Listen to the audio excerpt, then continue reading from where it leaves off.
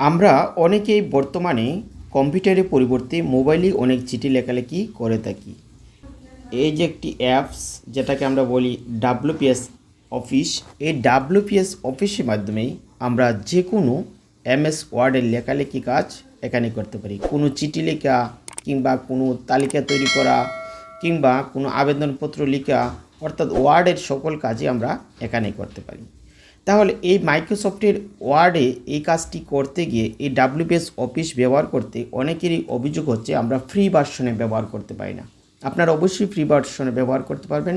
যদি না পারেন তাহলে আমি দেখাচ্ছি কিভাবে আপনারা এই কাজটি করবেন। প্রথমেই আপনারা এই ডাব্লিউপিএস অফিসটা ওপেন করবেন, আর আপনাদের মোবাইলে যদি না থাকে তাহলে এটা ইনস্টল করে নেবেন প্লে স্টোর থেকে।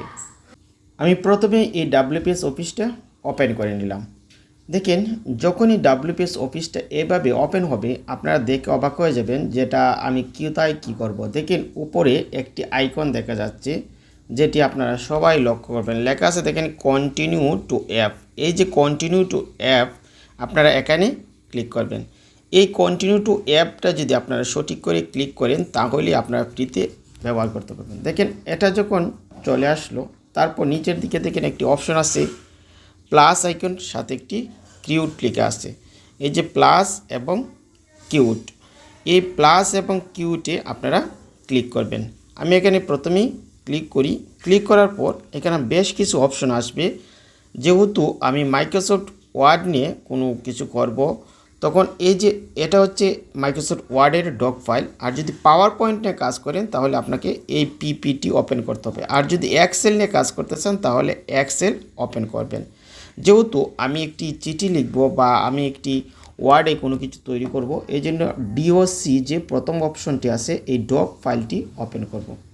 তারপর উপরে দেখেন একটি প্লাস আইকন আছে। এই প্লাস আইকনে ক্লিক করলেই আমি নতুন একটি পেজ নিতে পারবো। আমি এখানে প্লাস আইকনে ক্লিক করলাম।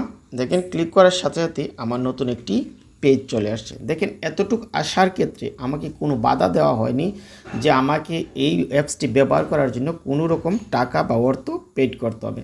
তারপর দেখেন আমার পেজ চলে আসছে। এখন চাইলেই আমি অনেক কিছুই লিখতে পারবো। তার জন্য দেখেন আমি এখানে যখন টাচ করব, সাথে সাথে আমার লেখার জন্য কিবোর্ড ওপেন হয়ে যাবে। এখন এখানে বাংলা, ইংলিশ, আপনি যে ল্যাঙ্গুয়েজে লিখতে চান আপনি তাই লিখতে পারবেন।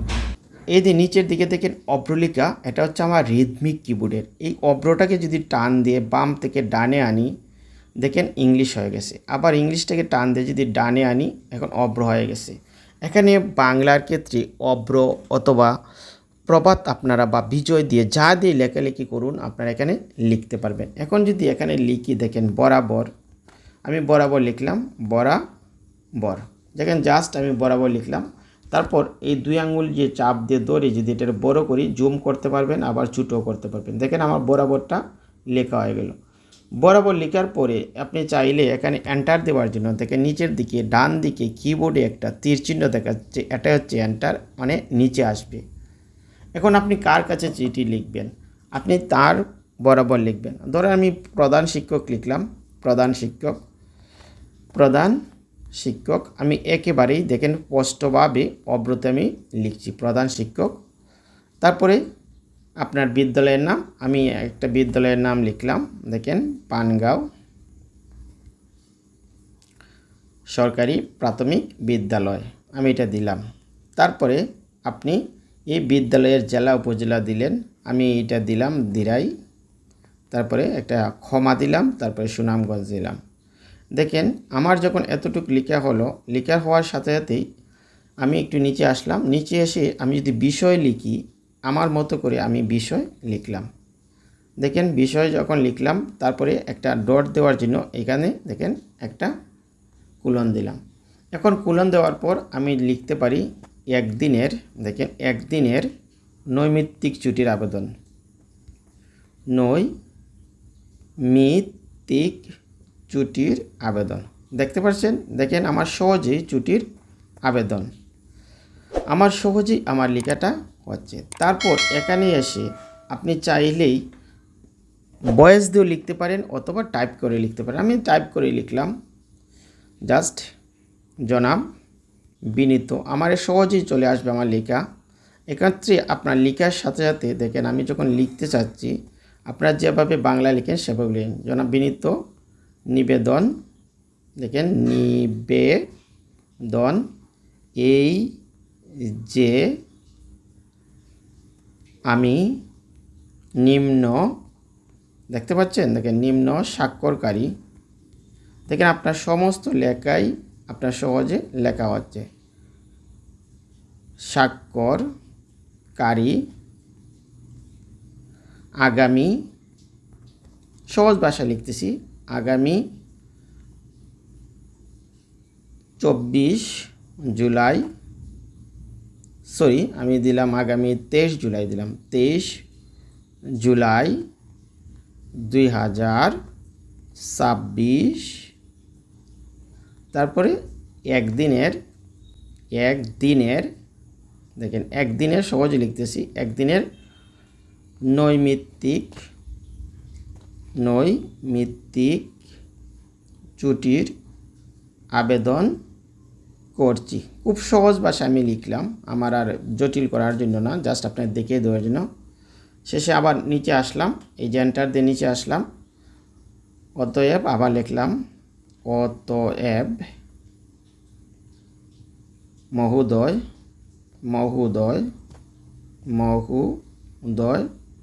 সমীপে প্রার্থনা, দেখেন প্রার্থনা, অতএব মহোদয় সমীপে প্রার্থনা আমাকে একদিনের, দেখেন একদিনের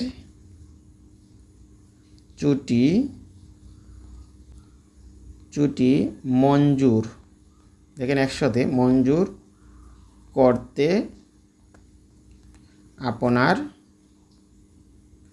আপনার যেন মর্জি হয়। দেখেন আমি সহজ ভাষায় মর্জি হয় লিখলাম।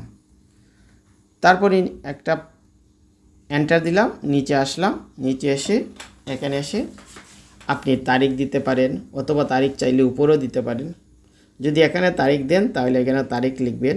আমি ধরেন আজকের তারিখ দিলাম, তারিখ, তারপরে ডট একটা কোলন দিলাম, তারপরে আমি আজকের তারিখটা দিলাম 22, তারপর একটা /07/2026 দিলাম। তারপর আমি ডাইনে সরে গেলাম। ডাইনে সরার জন্য এই যে নিচের দিকে একটা নাম্বার কি আছে, এই নাম্বারে ক্লিক করলে দেখেন এই যে একটা ট্যাব আছে, এই ট্যাবটা দিয়েই বারবার ক্লিক করবেন, আপনার লেখা ডাইনে চলে যাবে।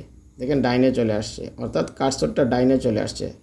তখন এখানে আপনি আপনার নাম লিখলেন, আপনার নাম যা আছে আপনি তাই লিখলেন। আমি যেমন লিখলাম মিলন মিয়া, তারপর একটা এন্টার দিলাম। এই যে একেবারে চলে আসছে, তখন কেন মিলন মিয়া সহকারী বা সহশিক্ষক, যাই লিখি সহকারী শিক্ষক। তারপরে এটারে আবার এইভাবে চাপ দিয়ে ধরে আপনি নিয়ে গেলেন, এই যে এখানে ক্লিক করলাম, তারপরে ট্যাপ দিয়ে একটা করে ট্যাপ দিলাম, দেখেন এই লেখাটা ডাইনে চলে যাচ্ছে। অর্থাৎ এভাবে ট্যাপ দিলে দেখবেন আপনার সব লেখাই ডাইনে চলে যাচ্ছে। দেখছেন চলে আসলো। তারপর এটা ডাইনে কার্সরটা নিয়ে আসলাম, এনে একটা এন্টার দিলাম, এরপরে আপনার বিদ্যালয়ের নাম দিলেন, ওই যে আপনি যা লিখছিলেন তাই লিখতে পারছেন, পানগাঁও সরকারি প্রাথমিক বিদ্যালয়। তারপর একটা এন্টার দিলাম, দিরাই লিখলাম, দিরাই, তারপরে সুনামগঞ্জ, আর তো কিছু নাই। এখন এটা বামে কার্সরটা নিয়ে আসলাম, দেখেন যেখানে টাচ করবেন সেখানে কার্সরটা যাচ্ছে, বামে টাচ করলাম, তারপরে এই নাম্বার কিতে ক্লিক করলাম, তারপরে ট্যাপ দিয়ে এই লাইনটাকে আমি ডানে নিয়ে যাচ্ছি, অর্থাৎ সুন্দর করার জন্য। এখন কোথায় আসতেছে আপনি এইদিকে লক্ষ্য করবেন, দেখেন দেখতে পাচ্ছেন। তারপরে আমি আবার এটার বামে কার্সরটা নিয়ে আসলাম, এনে আবার এই নাম্বার কিতে চাপ দিলাম, তারপরে ট্যাবে ক্লিক করলাম। দেখেন ট্যাবে ক্লিক করার সাথে সাথেই দেখেন এই লাইনটি ডাইনে যাচ্ছে, অর্থাৎ ডাইনে যাওয়ার পর আমরা লাইনগুলোরে একসাথে সেট করে নেব। দেখেন একসাথে সেট করে নিচ্ছি, দেখতে পাচ্ছেন আমার লাইনটা শেষ, আমার সম্পূর্ণ আবেদনটাই লেখা হয়ে গেছে। এখন আপনার কাছে প্রশ্ন আসতে পারে যে আমি এটা তো পেপার সাইজ টিক করলাম না। পেপার টিক করার জন্য এই যে দেখেন নিচের দিকে একটা মেনু অপশন আছে, আপনারা খুব সহজেই দেখতে পারবেন।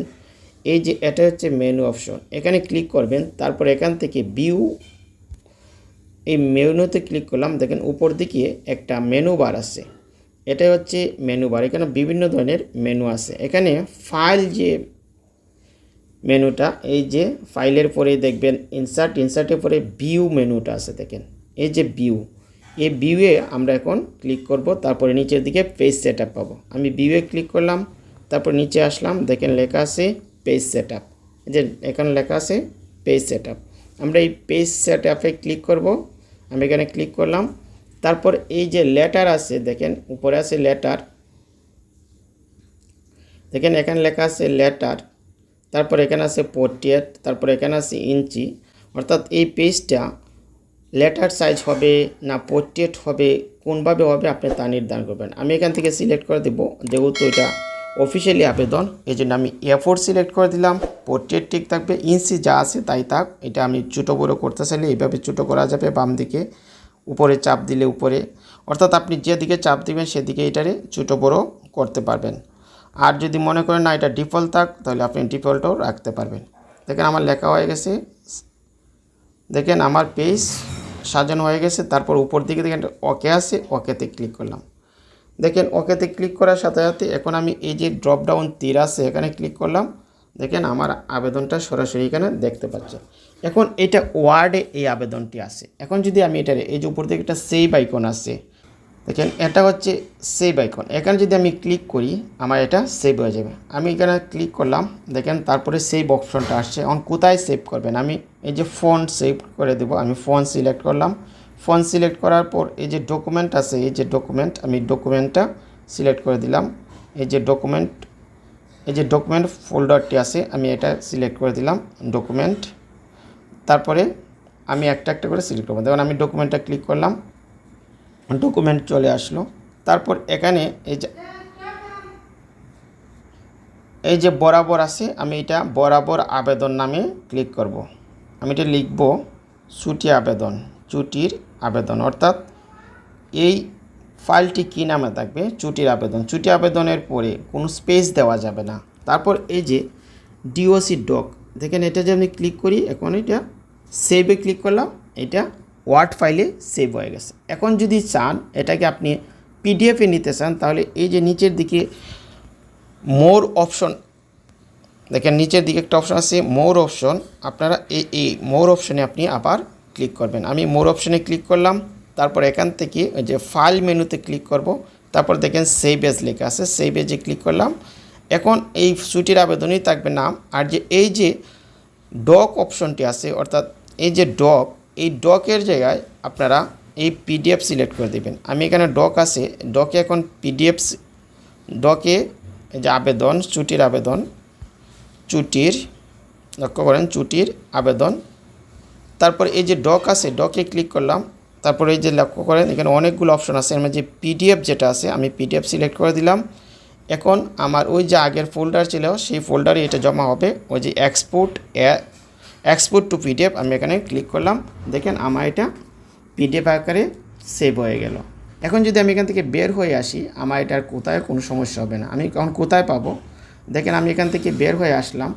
বের হয়ে আসার পর আমি জাস্ট আমার যে ফাইল ম্যানেজার আছে, আমি সেই ফাইল ম্যানেজারে যাব। আমি ফাইল ম্যানেজারে যাচ্ছি। দেখেন এই মেনু থেকে এই যে আমার লক্ষ্য করেন ফাইল ম্যানেজার, দেখেন সবার উপরে যে 3 নম্বর ফাইলটা আছে সেটা হচ্ছে ফাইল ম্যানেজার। লক্ষ্য করেন এটাই হচ্ছে আমার ফাইল ম্যানেজার। আমি ফাইল ম্যানেজারে ক্লিক করলাম। ক্লিক করার পর আমি ডকুমেন্টে যাব। এর জন্য আমি এই যে ইন্টারনাল স্টোরেজ আছে, ইন্টারনাল স্টোরেজ ক্লিক করলাম। তারপর এখান থেকে ডকুমেন্ট, দেখেন কোথায় আছে, এই যে ডকুমেন্ট, আমি এই ডকুমেন্টে ক্লিক করলাম। দেখেন ডকুমেন্ট থেকে সবার উপরে দেখেন লেখা আছে ছুটির আবেদন পিডিএফ, ছুটির আবেদন, দেখেন ছুটির আবেদন পিডিএফও আছে, ছুটির আবেদন ওয়ার্ড ফাইলও আছে। এই কাজটি আমরা আগে কম্পিউটারে করতাম, এখন আমি মোবাইলেই করতে পারছি WPS এর মাধ্যমে। তারপর এই ছুটির আবেদনে ক্লিক করলেই দেখেন ছুটির আবেদন ক্লিক করলাম। তারপর এখান থেকে পিডিএফটা সিলেক্ট করে দিলাম। এখানে পিডিএফ আছে, পিডিএফটা সিলেক্ট করে দিলাম। তারপরে জাস্ট ওয়ানে ক্লিক করলাম, দেখেন আমার ফাইলটি ওপেন হয়ে গেছে। আপনারা এখন সহজেই দেখতে পাচ্ছেন। এখন চাইলেই এটা আমি কম্পিউটারে প্রিন্ট করে বা যে কোনোভাবে প্রিন্ট করে আমি আমার আবেদনটি আমার বিদ্যালয়ে সাবমিট করতে পারি। এবং চাইলে আবার এই ওয়ার্ড ফাইলটিও আমি এখন এই যে ওয়ার্ড ফাইলটি আছে, এই ওয়ার্ড ফাইলটি যদি আমি ক্লিক করি, ক্লিক করার পর এই যে WPS আছে, আমি WPS-এ ক্লিক করব। দেখবেন এটা WPS অফিস সিলেক্ট থাকবে, তারপরে জাস্ট অনে ক্লিক করব। দেখবেন আমার ওয়ার্ড ফাইলটিও এখানে ওপেন হবে। দেখেন আমার এই আবেদনটি এখানে ওপেন হয়ে গেছে। এখন আমি চাইলে এটা আবার এডিটও করতে পারবো। তার জন্য আমার কী করতে হবে, দেখেন যেখানে কার্সরটা বসাবো বা যেখানে আমি কার্সরটা সেট করব, দেখেন এখানে আপনারা দেখতে পাচ্ছেন আমি এটা লিখতে পারছি। আর এই অ্যাডভার্টাইজটা বন্ধ করে দিলেন। এভাবেই আপনারা WPS অফিসের মাধ্যমে যে কোনো ওয়ার্ড ফাইলের কাজ করতে পারেন বা ডকুমেন্ট তৈরি করতে পারেন একবারে ফ্রিতে। আর যদি আপনারা ডাউনলোড করতে না পারেন এই অ্যাপসটি, আমি ভিডিও ডেসক্রিপশনে দিয়ে দেবো, আপনারা ডাউনলোড করে নেবেন। তাহলে প্রিয় ভিউয়ার্স, আজকের ভিডিওটি এই পর্যন্তই। ধন্যবাদ সবাইকে, দেখা হবে অন্য কোনো ভিডিওতে।